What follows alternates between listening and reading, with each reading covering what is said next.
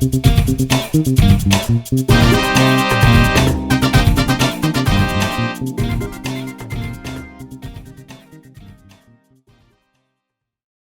poor and the rich, they go to the same market. The poor and the rich, they will eat the same kind of food. The poor and the rich will wear clothes. The poor and the rich will stay in a covered place from rain and sunshine.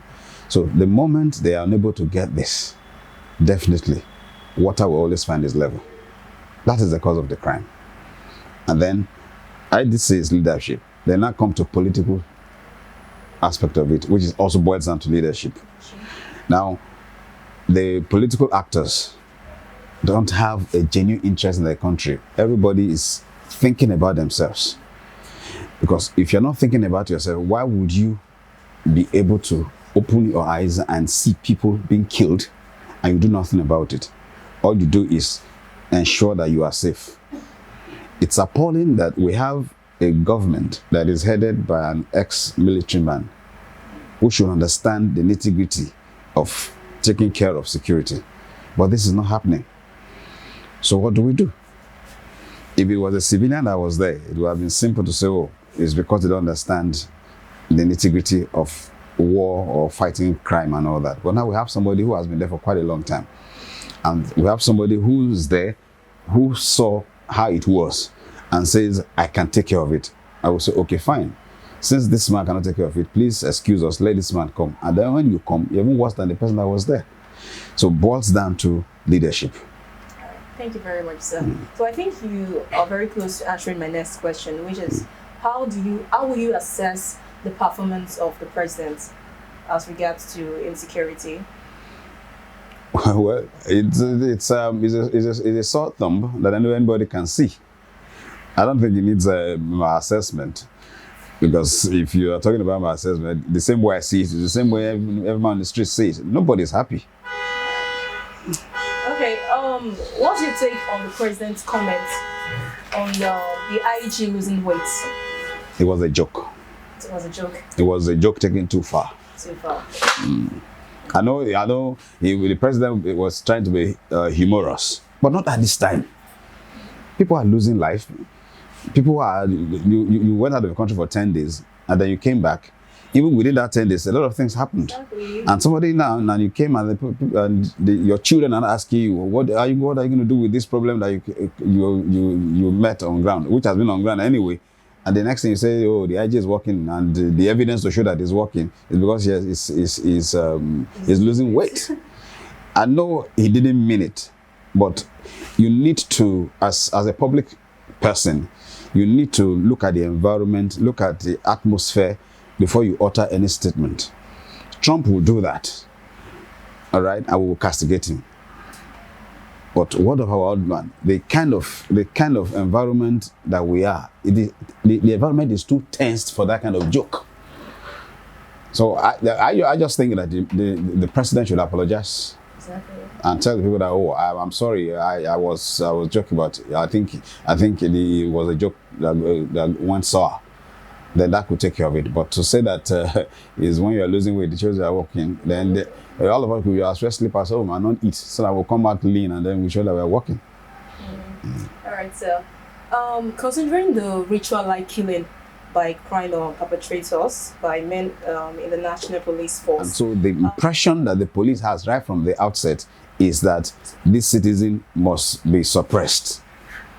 So now that it has become like, I think the police need a total overhaul and total reorientation. And one of the best way to orientate the police is there should be severe consequences for breaching the line. Now, I can't remember him who said something, rather than punish him or discipline him, he was transferred elsewhere. Recently, I can't remember his name now. Now, that is not the way to go. But what about in situations whereby we have offenders whose offenses are not that serious? What kind of treatment do you think should be meted out to them? Because these police people, I don't think they understand the gravity of what they are doing. There are some offenders that their offenses are not as grave as some others. Yes. So what kind of punishment do you think should be meted out to them? No, it's not about what I think. The laws are there. Okay. What are the stipulated punishment for a particular crime? it should be adhered to the letter. So people say we should make laws. We have enough laws. We have good enough laws. But are they being observed? Are they being served? That's the question. We are a country of man no man. And that's one of the problems that we have. Something happens today, the next thing you hear, somebody picks a phone. And the next thing you hear is, oh, is my uncle, is my brother's daughter, is my uncle's son, is this, is that. And then they water it down. But if the government or the executors of the law does not understand brotherhood, then we are heading somewhere. So it's not what I suggest, but the law is there. It should be applied to the letter. All right, sir. So far so good. Do you think the IG is the best man for the job so far? Well, it's Nigeria, we talk about body language. His body language shows that he had something to show or to give. But will he be allowed to do that? Will the system allow him to do that? So that's why I said we need a total overhaul of the system. A total overhaul of the system. The IG, you may have good intentions, but the system may inhibit you from executing those good intentions. That's why I said, whether you are the IG, whether you are the president, whether you are the son of the president, the moment you breach the line, you should face the consequence. And we should stop, we as people, we should stop promoting crime. We should stop supporting criminals. Somebody can come here today on this street and put a basket of groundnut and start selling. And then the law enforcement agents will come. The next thing you hear is, and that doesn't make it right. It doesn't make it right. Somebody does something that is wrong, no matter how small, so long as it is wrong, it is wrong. If my brother becomes a politician today, the next thing I'm looking for is how I will join him in Abuja. So whatever he does at that time is right. After all, the next thing you hear is, you know. So we, even the populace, we are the ones that are even aiding and abetting these people, the crime, and fostering it, because we do not even condemn it. If a Yoruba man is on the seat and does something wrong, they say, feel Omawani. And then when the Igbo man does his own, he says it's because an Igbo man, that's why they are persecuting him. Until we realize that the state is more important than any tribe, until we realize that the country is more important than any tribe, then we begin to make headways. So in as much as we have leadership problem, we also have followership problem, because the followers get the kind of leaders they deserve. All right, I guess we all need a change of attitude. Okay, moving on to my next question, sir. Of recent, SaharaTV was out on the streets to sample people's opinion on the issue of insecurity, and most of them came to the conclusion that the president is to blame because he does not really have the interest of the citizens at heart. So, what's your own take about that? You know, from the beginning, I said leadership. Yeah. But you can't lay it on the president's table alone. I think they were saying something about the president not taking actions. Yes, I agree completely, because the box rises and falls on the president's table. If I was the president, as we speak, all the service chiefs would have been in jail. Number one, the service chiefs, the police chiefs, all of them should have been in jail. Number one. Number two, any state governor that there's anything that has to do with kidnapping, crime reported, your allocation for the month is withheld. What are they doing with the security vote? So if I was the president, that's what I would do. Any state that I hear of crime, especially violent crimes, kidnapping, and the likes, your allocation is withheld. I know the constitution, then all the lawyers will now come out. This is what we are saying. The lawyers will now come out and say the president has no right. Forget what that. Look, a drastic situation requires a drastic solution. These governors, they understand these things. These service chiefs, they know what this thing is all about. but they will not take a step to do it because it's going to touch on some of their personal interest. And so when the politicians go to vote, it's only they and their wives. You never see their children voting. When there's a protest, you never see their children protesting. Why? Because they understand the danger in that. They could get killed. So they know that these things can harm them. So they keep what belongs to them away. So if I was the president, any state that violence is recorded, your monthly allocations will be withheld.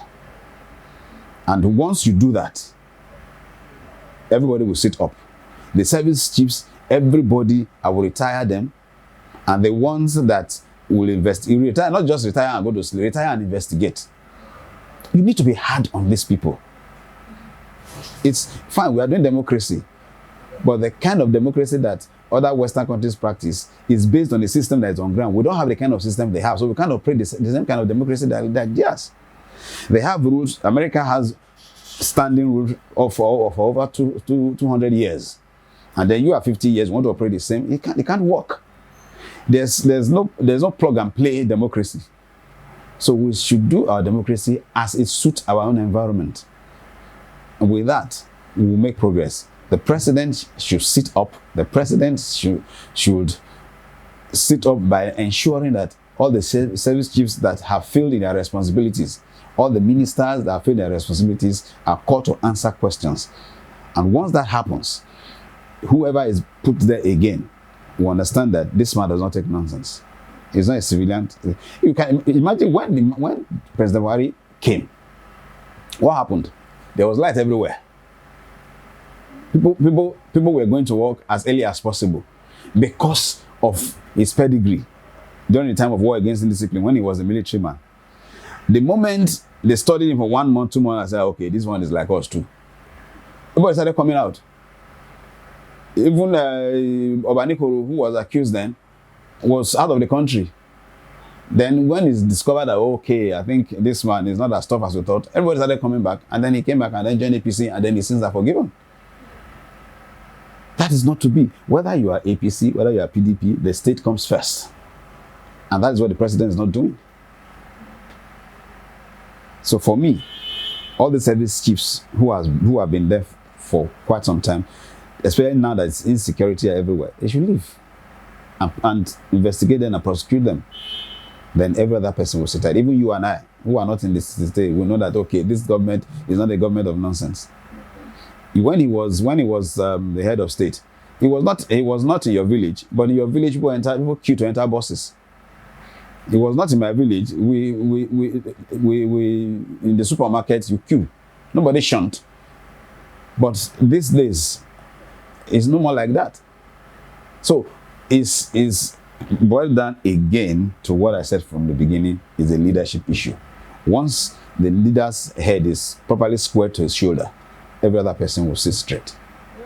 So leadership issue it is. Okay, so what's your opinion on the NSAS saga? NSAS. Well, whether you end SARS, you don't end SARS. The police is the police. SARS is the name. But the attitude is the display is attitude, which goes everywhere. The man that the police that killed the what is his name now? No, not Khaled Johnson. The traffic warden that killed the civil defense man in Abuja. Is he a SARS man? It's not SARS. So it's an attitudinal thing. SARS just happened to be in the forefront. So whatever you do to SARS, do to the other policemen. I know SARS have their own issues because they are in the front line. They see these things happen. They see 419, they see Yahoo, they see all that, and they exhibit more of the bragandry because of their peculiar nature. But it does not start and end with them. So we can say yes, end SARS because they deal directly with the people. But that is not to say remove SARS, then the police brutality has stopped. No, it hasn't. So SARS is just one of them, or one of the avenues with which they show their brutality. But an average Nigerian policeman is against the man on the street. All right, sir. So apart from a change in leadership and the need for fellowships to have a change of mind, what solutions do you think can be preferred to put an end to insecurity? That is a tough one. That's a tough one. But now it is not electric switch that you just go and switch off and say, okay, it has ended.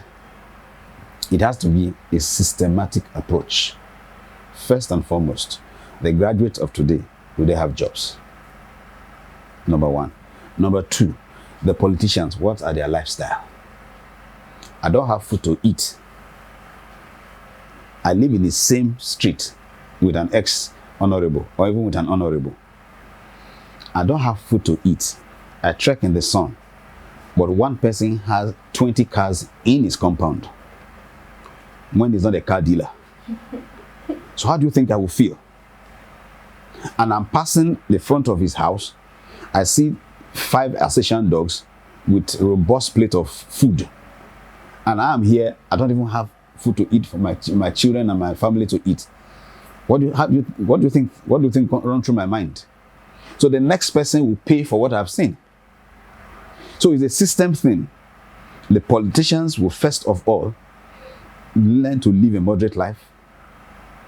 The councillor who will both join buses together at the junction becomes a councillor today. Tomorrow, give him 1 week, he's riding a black big jeep, and then he has moved from my area where water has been disturbing all of us. He's now in somewhere. How do you think I will feel? So these are the things that are aiding and abetting crime. Nothing more. So the system has to be overhauled, and then ending crime or ending violent crime is a systematic thing, and we have to start from the top. The politicians should first and foremost stop the money they are collecting. I worked in a bank. My salary for 5 years is what one person is taking for 1 month for doing the job of once a week or twice a week. So number one, let the legislature or senatorship or whatever they call it be voluntary. Let it be part-time. Have your business. Now nobody wants to have a career anymore. Even those that went to the university to learn political science are not even politicians. But you and I, who read biology, who read agricultural science, we are the politicians. And then one person is taking away 32 million naira every month for a job that is twice a week, for a job that you don't buy fuel, you don't pay house rent, you don't pay children's school fees, yet you are earning so much. Then me that I pay house rent, I buy fuel for my car, I pay for my office rent, I buy clothes for my children, I buy food in the same market with them. They're earning so much. Everybody wants to be there. I want my family members to be there, because I know that once it gets there, it will take care of all our problems. That's where the problem starts from. So first and foremost, let political appointment or political positions be part-time, especially the senators and the legislators. Let it be part-time. Have your own business. The day there's a sitting, you call for sitting. When we sit down, when we finish, we'll give you your sitting allowance and you go. It's a service to the state, not personal aggrandizement. So why should you earn so much? We send you there to go and represent us, and then you're earning so much taking care of yourself. And then the most stupid and annoying thing now is people are now, politicians are now making what they call it, pension benefits for themselves. What pension do you need again? After all the money that you collect for sitting, all the money you collect for constituency project which you don't do, buy bicycle or buy Okada, buy wheelbarrow, and then you say you have done constituency project, and then you have so much to keep. You already have houses that you're going to live in. You already have enough money to set up a business if you want to set up a business. You already have you already settled yourself, and then you are not saying again that, oh, at the end of the 4 years or 8 years as it may be, you have a pension somewhere. It's appalling. So we need to start from there. I wish it were possible, chase everybody out of there, and then we'll now sit down and say, okay, that place is empty. For you to go there, let's agree that it is part-time. So if you agree, then you go. If you don't agree, then you don't go. That's a nice one, sir. I think I went through a few pages of your book, National Security, and I guess you're providing background check. Yes. As a way out for that. Can you briefly explain what you mean by that, and how effective do you think this background check can help in providing us the security that we need? Now, the book is National Security, the background check option. Oh, sorry.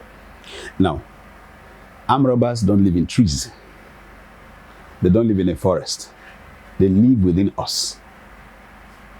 If a landlord, before he gives you a house, tell me where you are coming from, he conduct background check on your previous house.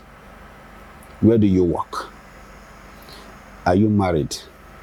Where are you from? If he has all this information, and then he goes to conduct background check, if he says he works in ABCD, you go to ABCD and does this man actually work here? Yes, he works here. What position? He is the general manager, or is this, is that? Then you know he works. But you know that the average landlord in Lagos, for instance, let me not say Nigeria, he wants a tenant that can pay his rent as at when due. So go to Shell. This man says he works here. Does he actually work here? Yes. Or no, he doesn't work here. That's point one. Why did you live where you are? Oh, I got married and the house is now too small for me, and that's why I need a bigger apartment. What's the name of your landlord? Ajani Koko. Ajani Koko. There's one Johnson that said he lived here.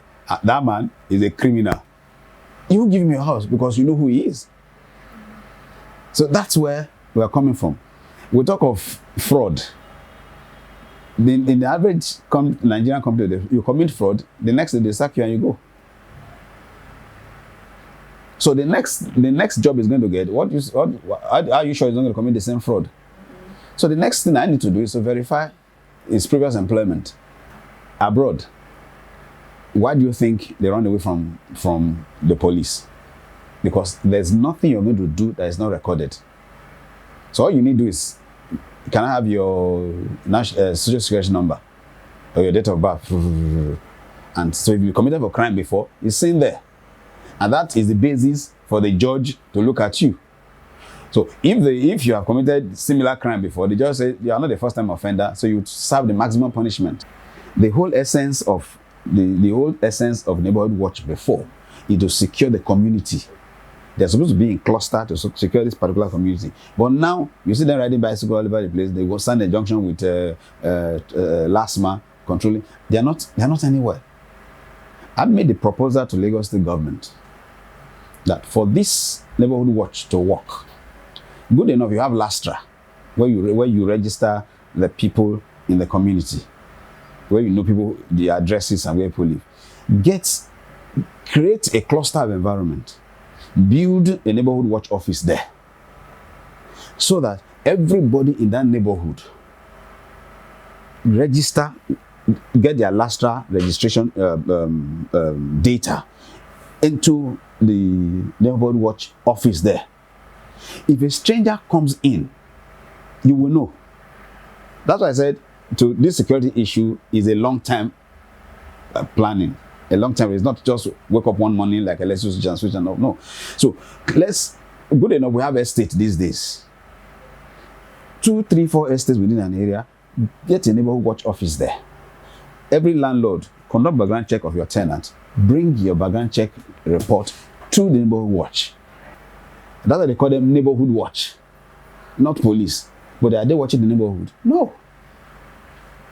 So they can work with background check companies who would work with the landlords and collect background check data of all tenants. That's why LASTRA is in the right direction.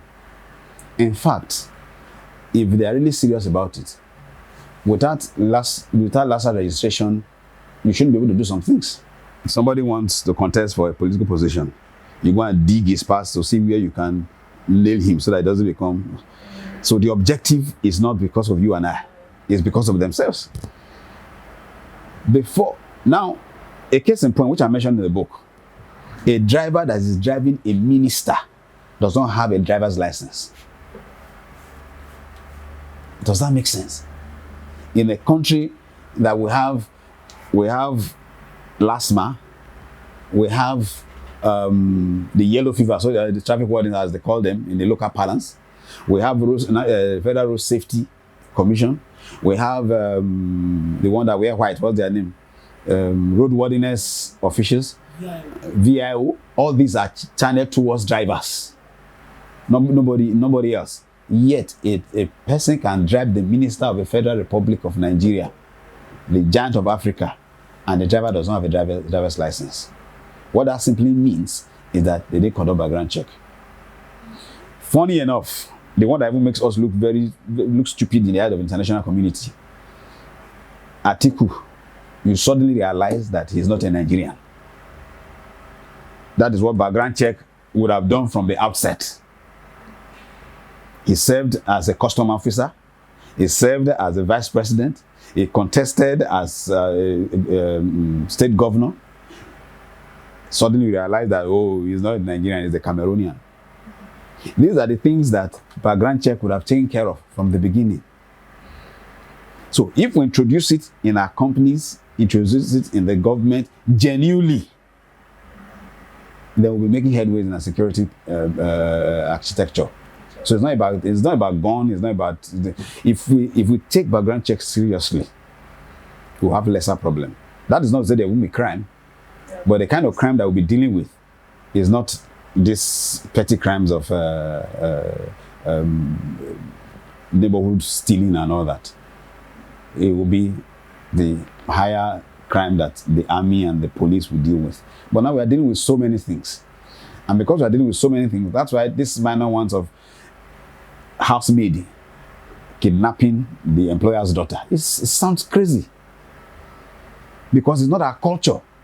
Somebody comes and say, I'm looking for housemaid. They say, there's one Cotonou man in my area, they can give you nice gun. And then you go and bring him, somebody from nowhere, and then you put him in the charge of your children. And because you're a banker, 5 o'clock you're out of the house, and 10 o'clock you are not back. So that lady is the one that supervises the whole of your house or your home. Then tomorrow, the next thing he comes is family members from the same Cotonou comes and say, your guy is rich. He say, yes, let's carry the children. They will give us money. So if that background check has been a culture, which is what we are driving at, making a culture, not just the government, but you and I, then we will save some of these challenges. Even as simple as marriage. I've seen people who get married to people who do not have a job, but they told the lady that they work in and it takes hooker, line and sinker. It's after the marriage has been consummated, he realized that he was formerly a driver there, but he's no more there. But these are the things that parents could have taken care of. Anger problems. If a husband would beat his wife to death, or the wife would stab the husband, it didn't start that day. It's part of the nature. If they have conducted background check, we know that, oh, this lady has the anger problem, but we need to deal with it. That is not to say you will marry her, that is not to say you will marry him, but at least you know what you're up against. So background check will give us information to take informed decisions. All right, sir. Thank you very much, sir. And I hope the solutions you've preferred will be very effective, maybe in 10 years to come or 20 years to come. If we start now. Yeah.